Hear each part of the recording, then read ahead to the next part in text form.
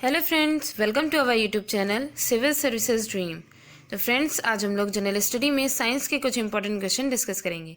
तो आइए इसी के साथ आज की वीडियो स्टार्ट करते हैं।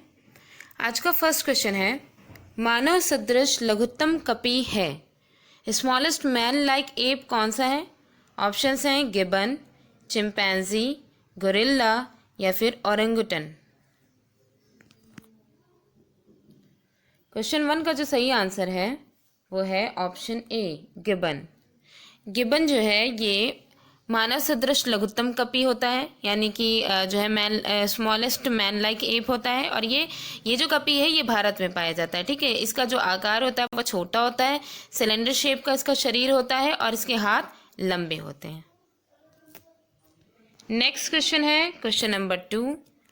क्वेश्चन 2 में है, जीन के भीतर अनुक्रम आधार परिवर्तन कहलाता है। जीन जो होता है इसके भीतर, ठीक है, अनुक्रम आधार परिवर्तन जो होता है, बेस सीक्वेंस में जो चेंजेस होते हैं उसको हम क्या कहते हैं? ऑप्शंस हैं प्रजनन ब्रीडिंग, प्रतिरूपण क्लोनिंग, उत्परिवर्तन म्यूटेशन, संयोजन फ्यूजन।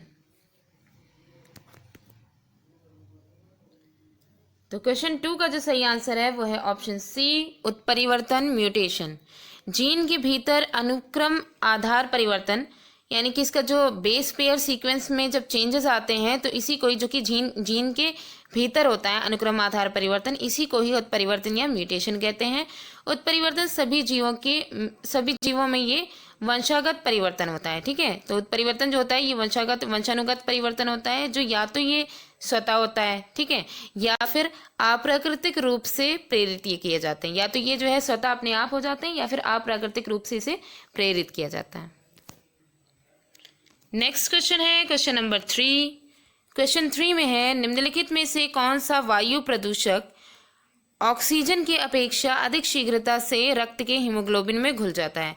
ब्लड के हीमोग्लोबिन में कौन सा ऐसा पॉलिटेंट है, और वो भी एयर पॉलिटेंट है, जो कि ऑक्सीजन की तुलना में वो जो है काफ़ी तेज़ी से घुल जाता है, हीमोग्लोबिन के साथ घुल जाता है। ठीक है, ऑप्शंस हैं पैन, कार्बन डाइऑक्साइड या फिर कार्बन मोनोऑक्साइड या ओजोन।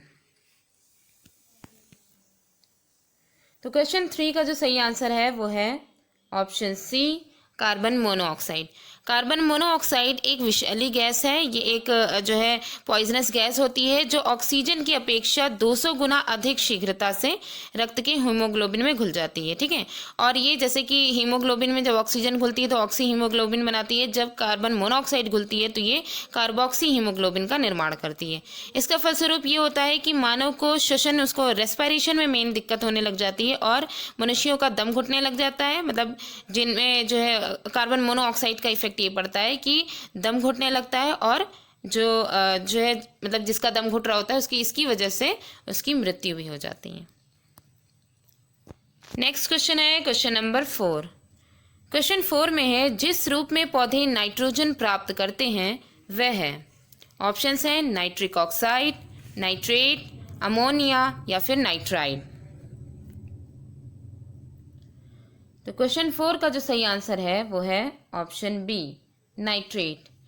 तो जो पौधे होते हैं, प्लांट जो होते हैं, वो जो नाइट्रोजन अधिक मात्रा में, नाइट्रोजन का जो एब्जॉर्प्शन करते हैं, रिसीव करते हैं, वो सर्वाधिक मात्रा में नाइट्रेट की फॉर्म में नाइट्रोजन को एब्जॉर्ब करते हैं। ठीक है, नाइट्रेट की फॉर्म में ये लेते हैं। नेक्स्ट क्वेश्चन है क्वेश्चन नंबर 5। क्वेश्चन 5 में है, एथेनॉल के व्यावसायिक उत्पादन में कौन सा खमीर प्रयोग में लाया जाता है? एथेनॉल जो है जब इसका कमर्शियल प्रोडक्शन किया जाता है तो कौन सा यीस्ट प्रयोग किया जाता है? यीस्ट जो है वो कौन सा प्रयोग किया जाता है?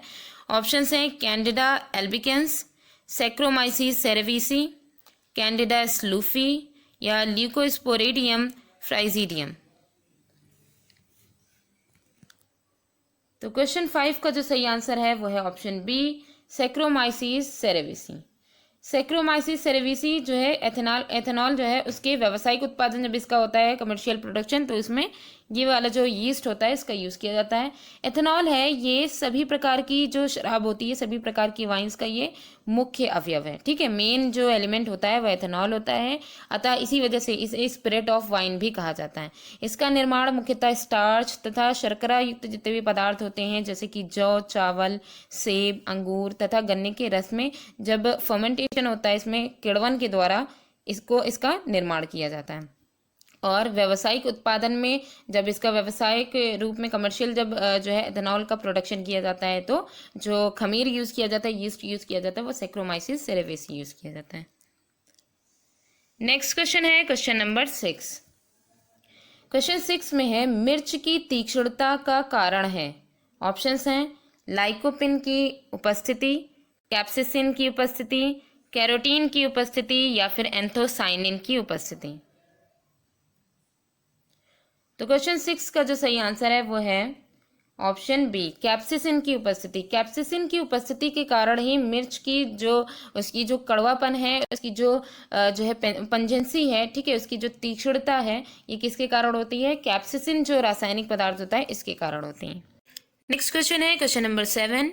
पाइरेलियोमीटर का प्रयोग निम्न में से किसे नापने के लिए किया जाता है? ऑप्शंस हैं सनस्टॉप को, सोलर रेडिएशन को, हवा ताप को या फिर पौधों के ताप को, पौधों के टेम्परेचर को। क्वेश्चन 7 का जो सही आंसर है वो है ऑप्शन बी, सोलर रेडिएशन को। पाइरेलियोमीटर का प्रयोग सोलर रेडिएशन को नापने के लिए किया जाता है। नेक्स्ट क्वेश्चन है क्वेश्चन नंबर 8। क्वेश्चन 8 में है सिगरेट के धुएं में, सिगरेट का जो स्मोक होता है इसमें मुख्य प्रदूषक है, मेन पॉल्यूटेंट कौन कौन से हैं? कार्बन मोनोऑक्साइड व डाइऑक्सीजन, कार्बन मोनोऑक्साइड व निकोटीन, कार्बन मोनोऑक्साइड व बेंजीन या फिर डाइऑक्सीजन व बेंजीन। तो क्वेश्चन 8 का जो सही आंसर है वो है ऑप्शन सी, कार्बन मोनोऑक्साइड व बेंजीन। तो आइए देखते हैं, हम जानते हैं कि जो सिगरेट होता है इसके अंदर तंबाकू भरी रहती है। तो जब ये तंबाकू जलता है तो होता क्या है, तंबाकू जब जलता है तो ये एक टार नामक एक पदार्थ होता है, एक विशिष्ट पदार्थ होता है, इसे ये जो है पैदा करता है, ठीक है, जो कि धुएं के साथ फेफड़े में जाता है और इसके प्रत्येक कण में nitrogen, oxygen, hydrogen, carbon dioxide, carbon monoxide आदि इस तरीके के कई जो है अर्ध उड़नशील कार्बनिक पदार्थ, कार्बनिक रसायन जो होते हैं वो इसमें से निकलते हैं, जो कि फेफड़ों पर हानिकारक प्रभाव डालते हैं। तो हमने यहाँ पे देखा कि इसमें जो मुख्य मेन पॉल्यूटेंट जो सबसे ज़्यादा इफेक्ट डालेगा वो कौन डालेगा? कार्बन मोनोऑक्साइड डालेगा, ठीक है। तो कार्बन मोनोऑक्साइड भी इनकी श्रेणी में था। इसके अलावा तो ये चीज़ तो क्लियर हो गई, कार्बन मोनोऑक्साइड हो गया, ठीक है। दूसरा यहाँ पे बेंजीन है। अब यहाँ पे जो कन्फ्यूजन होती है वो निकोटीन और बेंजीन में होती है। हम जानते हैं कि भाई तंबाकू जो होता है इसमें निकोटीन पाई जाती है, ठीक है, तो निकोटीन यहाँ पे होना चाहिए, लेकिन आंसर यहाँ पे बेंजीन वाला है। तो कैसे है, पहले निकोटीन देखते हैं। निकोटीन जो है वो लत लगाने वाला रसायन होता है, जो कि काफी शक्तिशाली और तेज प्रतिक्रिया दिखाता है। मतलब यहाँ पे एक जो यहाँ पे कहा गया ना मुख्य प्रदूषक है, मेन पॉल्यूटेंट, तो यहाँ पे निकोटीन जो है वो क्या कर रहा है, वो लत लगाने का काम कर रहा है। यानी कि अगर कोई सिगरेट पिएगा तो अगर उसने मुसलसल पी तो उसकी आदत पड़ जाएगी, ठीक है, तो आदत पड़वाने का काम निकोटीन का है। बाकी यहाँ पे जो बेंजीन है वो क्या इफेक्ट डाल रहा है? तो जो बेंजीन जो होता है इसमें कोयला और पेट्रोलियम जैसे ज्वलनशील पदार्थ इसमें होते हैं, ठीक है, ये सिगरेट को जले रहने में मदद करता है। मतलब जब एक बार सिगरेट को जला दिया जाता है, क्योंकि ऊपर की कवरिंग तो उसकी होती है, कागज की होती है, तो जब एक बार उसे जला दिया जाता है तो वो एंड तक जलता है।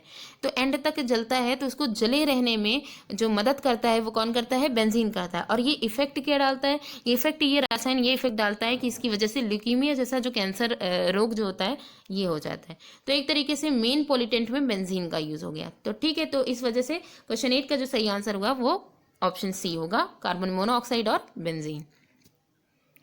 नेक्स्ट क्वेश्चन है क्वेश्चन नंबर 9। क्वेश्चन 9 में है निम्नलिखित में से किस देश ने गैसोलीन में इथेनॉल मिश्रित करना कानूनन अनिवार्य कर दिया है? ऑप्शंस हैं चीन ने, यूके ने, यूनाइटेड किंगडम ने, स्विट्जरलैंड ने या फिर ब्राजील ने। तो क्वेश्चन 9 का जो सही आंसर है वो है ऑप्शन सी, ब्राजील ने। ब्राजील ने गैसोलीन में इथेनॉल मिश्रित करने का जो प्रक्रम है ब्राजील ने वो कब किया है, इसे हम बता देते पहले। तो ब्राजील जो है इसने 2007 में, ठीक है, ब्राज़ील ने 2007 में गैसोलीन में इथेनॉल का मिश्रण कानूनन अनिवार्य कर दिया था और इसमें इसने ये कहा था कि 75% गैसोलीन होना चाहिए, 75%, और बाकी का 25% जो है वो इथेनॉल का अनुपात होना चाहिए। इसे उसने स्वीकृत किया था। ठीक है, ब्राज़ील ने। नेक्स्ट एंड लास्ट क्वेश्चन है क्वेश्चन नंबर 10। क्वेश्चन 10 में है, निम्नलिखित में से कौन सा सही सुमेलित नहीं है। एक तरफ नाइट्रोजन स्थिरीकरण कारक दिए गए हैं, नाइट्रोजन फिक्सेशन फैक्टर दिए गए हैं, दूसरी तरफ फसल दिए गए हैं। तो इसमें देखना है कि कौन सा सही सुमेलित नहीं है। तो पहला है नीली हरी शैवाल धान, राइजोबियम लेग्यूमिनासारम मटर, एजोटोबैक्टर, ये होता है एजोटोबैक्टर। ठीक है, एजोटोबैक्टर गेहूं, और लास्ट में है अजोला मक्का। तो इसमें से कौन सा सही सुमेलित नहीं है ये हमें बताना है। तो क्वेश्चन 10 का जो सही आंसर होगा वो है ऑप्शन डी, अजोला। ठीक है, अजोला, और यहाँ पे मक्का दिया गया है कि मक्का की जो फसल है उसके लिए क्या अजोला जो है नाइट्रोजन फिक्सेशन कारक की तरह कार्य करेगा। तो यहाँ पे ये चीज़ गलत है, क्योंकि जो मक्के में नाइट्रोजन फिक्सेशन कारक जो है वो अजोला नहीं होता है। अजोला एक तैरती हुई फर्न है, ठीक है, जो शैवाल से मिलती जुलती है, और सामान्यतः अजोला धान के खेत या फिर उथला पानी जो होता है उसमें ये पाई जाती है। अजोला की पंखुड़ियों में एनाबीना नॉनस्टॉक जैसे होते हैं। एनाबीना नामक नीली हरी काई के नाम का एक सूक्ष्म जीव होता है, नीली हरी काई के नाम का एक सूक्ष्म जीव, ये जो है इस पर मतलब कि यहाँ पे अजोला की जो पंखुड़ियां हैं उस पर ये होता है। ठीक है, उस पर ये पाया जाता है, और ये क्या करता है, सूर्य के प्रकाश में वायुमंडल की जो नाइट्रोजन होती है उसका फिक्सेशन कर लेता है, उसको यौगिकरण कर लेता है, यौगिक में परिवर्तित करके जो हरे खाद की तरह फसल को नाइट्रोजन की पूर्ति करा देता है। ठीक है, और इस प्रकार तो हमने यहाँ पे ये देखा कि इससे ये पता चला कि जो अजोला है, ये जो अजोला जो नाइट्रोजन फिक्सेशन कारक है, ये मक्के के लिए नहीं है बल्कि धान के लिए है। और यहाँ पे जो पेडीफील्ड जो वो धान के खेत जो है मतलब कि पानी में जो तैरते हैं, ठीक है, उनमें ये पाया जाता है।